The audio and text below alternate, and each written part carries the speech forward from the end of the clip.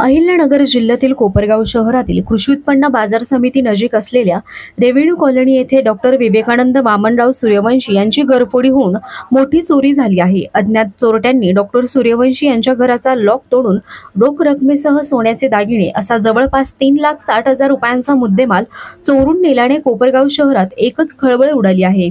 सदरचे सविस्तर वृत्त असे की कोपरगाव शहरातील कृषी उत्पन्न बाजार समिती नजीक असलेल्या रेव्हेन्यू कॉलनी येथील 63 वर्षीय रहिवासी डॉक्टर विवेकानंद वामनराव सूर्यवंशी हे त्यांच्या पत्नीसोबत त्यांच्या मुलीला भेटण्यासाठी पुणे येथे 7 मे रोजी गेले होते। डॉक्टर विवेकानंद वामनराव सूर्यवंशी हे 9 मे रोजी आपल्या घरी कोपरगाव येथे परतले असता त्यांना त्यांच्या घरात चोरी झाल्याचे समजले आहे। अज्ञात चोरट्यांनी 7 मे ते 9 मेच्या दरम्यान केव्हा तरी डॉक्टर सूर्यवंशी यांच्या घरी कोणी नसल्याचा फायदा घेत घराचा मुख्य दरवाजाचा लॉक तोडून घरात प्रवेश करत घरातील 2 खोल्यांमधील कपाट सामानाची उचकापाचक करून 3 लाख रोख व जुन्या बाजारभावातील 2 तोळे सोन्याचे दागिने असा जवळपास 3,60,000 रुपयांचा मुद्देमाल चोरून नेला आहे। सदर चोरीबाबत डॉक्टर सूर्यवंशी यांनी शहर पोलीस ठाण्यात धाव घेत तक्रार दाखल केली आहे। डॉक्टर यांच्या तक्रारीनंतर शहर पोलिसांनी घटनास्थळी धाव घेत घटनास्थळाचा पंचनामा केला असून अज्ञात चोरट्यांविरोधात विविध कलमान्वये गुन्हा दाखल केला आहे। दरम्यान डॉक्टर सूर्यवंशी यांच्या घरी अहिल्यानगर श्वान पथकाला पाचारण करण्यात येऊन चोरट्यांचा मागावा घेण्याचा प्रयत्न करण्यात आला आहे। सदर चोरीबाबत डॉक्टर सूर्यवंशी यांनी अधिक माहिती दिली आहे। कोपरगाव एक्सप्रेस न्यूज साठी सुनील साने, कोपरगाव। नाव सांगतो मी डॉक्टर विवेक वामन सूर्यवंशी। मी 7 तारखेला पुण्याला गेलो होतो मुलीकडे।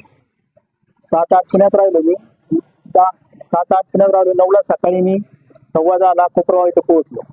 माझ्या राहत्या घरी पोहोचल्यानंतर माझी मिसेस ज्यावेळेस गेटचं कुलूप उघडून वरती गेली त्यावेळेस तिला मधला दरवाजा उघडा दिसला। तिला शंका आली की नेमकं काय झालंय बुवा। ती तशीच खाली आली।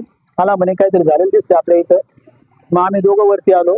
त्यावेळेस दरवाजे उघडले दिसले होते, दोन्ही दरवाजे तोडलेले होते आणि आतलं आमचं बेडरूम जे आहे त्याचे सगळे उचकपाचक केलेले होते। तिथं कमीत कमी 3 ते 3.25 लाख रुपये मिसेसचे होते आणि 2-2.5 तोळे सोनं होतं। ते सगळं लंपास झालेलं आहे आणि सगळं उचकपाचक करून ठेवले दोन्ही ठिकाणी, तिन्ही ठिकाणी। आणि मिसेस म्हणजे मिसेसचे पर्समध्ये पैसे होते, पर्स सगळे पैसे गेलेले आहेत। आता मी केली आहे 12:15ला तक्रार केली आहे, FIR नोंदवला आहे मी। पोलिसांचं पण चांगलं सहकार्य मला लाभलं आणि डॉग स्क्वॉड आत्ताच येऊन गेला आहे। डॉगने फक्त रोडपर्यंत मार्ग दाखवलाय।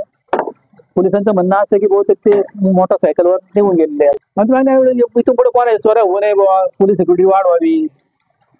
आता आपली चुकी आहे की आपण घराचे एवढे पैसे ठेवायला नाही पाहिजे, कारण चुकून ते ठेवले गेले होते। कारण माझे मिसेसचे आई वडील दोघं आजारी असतात, त्यांना इमर्जन्सी पैसे लागतात म्हणून तेवढे पैसे ठेवले होते घरामध्ये।